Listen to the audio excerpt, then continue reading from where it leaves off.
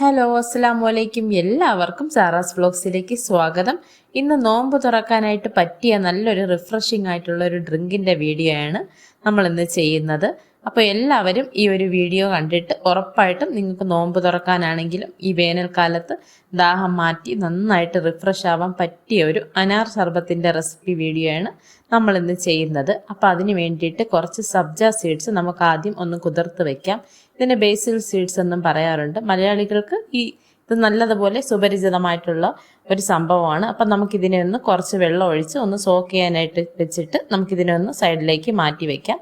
അപ്പോൾ video like ചെയ്തിട്ടില്ലെങ്കിൽ video ഒന്ന് ലൈക്ക് ചെയ്തേക്കും. ചാനൽ സബ്സ്ക്രൈബ് ചെയ്തിട്ടില്ലാത്തവരുണ്ടെങ്കിൽ ചാനൽ ഒന്ന് സബ്സ്ക്രൈബ് ചെയ്യുക. അതുപോലെ വീഡിയോയ്ക്ക് ലൈക്കും കമൻറ്റും ഷെയറും ചെയ്യാൻ മറക്കരുത്. അപ്പോൾ നമുക്ക് ഈ സർബത്ത് എങ്ങനെയാണ് ഉണ്ടാക്കുന്നതെന്നൊന്ന് നോക്കാം. അതിന് വേണ്ടിയിട്ട് നമ്മൾ ഒരു മാതളം തൊലി കളഞ്ഞ് അതിൻ്റെ കുരു എടുത്ത് വെച്ചിട്ടുണ്ട്, സീഡ്സ് എടുത്ത് വെച്ചിട്ടുണ്ട്. നമുക്കിതിനെ മിക്സിയുടെ ജാറിലേക്ക് ഇട്ട് കൊടുക്കാം. അതുപോലെ തന്നെ നമ്മളൊരു കുറച്ച് തണുത്ത വെള്ളം, ഒരുപാട് വെള്ളം ഒഴിക്കേണ്ട, ഒരു 1/4 കപ്പ് തണുത്ത വെള്ളം ഒഴിച്ച് നമുക്കിതിനെ നല്ലതുപോലെ ഒന്ന് ജ്യൂസാക്കി എടുക്കാം. അടിച്ചെടുത്ത അനാർ ജ്യൂസ് നമുക്കിതുപോലെ ഒരു ജാറിലേക്ക് ഒരു അരിപ്പിലൂടെ ഒന്ന് ഒഴിച്ചു കൊടുക്കാം.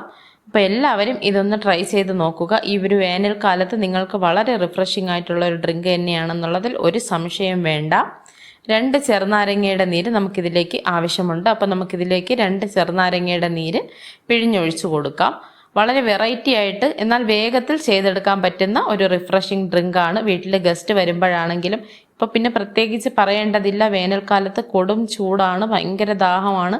അങ്ങനെയുള്ളപ്പോൾ നമുക്ക് വീട്ടിൽ തന്നെ ഫ്രഷ് ആയിട്ട് ഇതുപോലെയുള്ള ശർബത്തൊക്കെ ഉണ്ടാക്കി കുടിക്കുമ്പോൾ വളരെ റിഫ്രഷിംഗ് ആയിട്ടുള്ളൊരു ഫീലായിരിക്കും.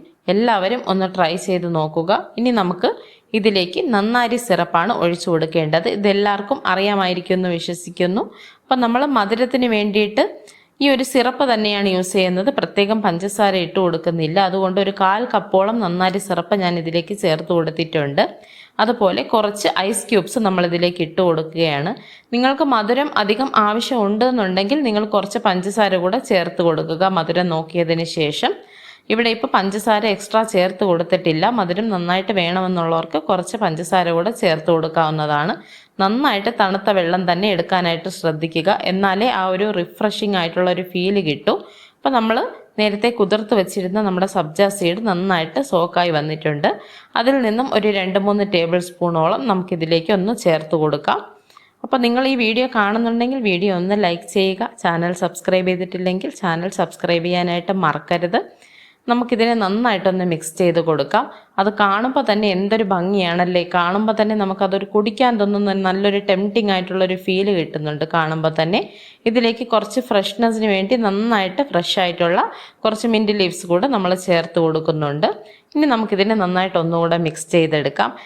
അപ്പോൾ എല്ലാവരും ഈ ഒരു ഡ്രിങ്ക് ട്രൈ ചെയ്ത് നോക്കിയതിന് ശേഷം നിങ്ങളുടെ അഭിപ്രായങ്ങൾ ഉറപ്പായിട്ടും എന്നെ അറിയിക്കുക. അപ്പം നമ്മളുടെ ഡ്രിങ്ക് ഇവിടെ റെഡി ആയിട്ടുണ്ട്. നമ്മളിതിലേക്ക് കളറൊന്നും ചേർത്ത് കൊടുത്തിട്ടില്ലെങ്കിൽ കൂടി എന്തൊരു ഫ്രഷ് ആയിട്ടുള്ളൊരു ലുക്കും ഭംഗിയുമാണെന്ന് നോക്കും.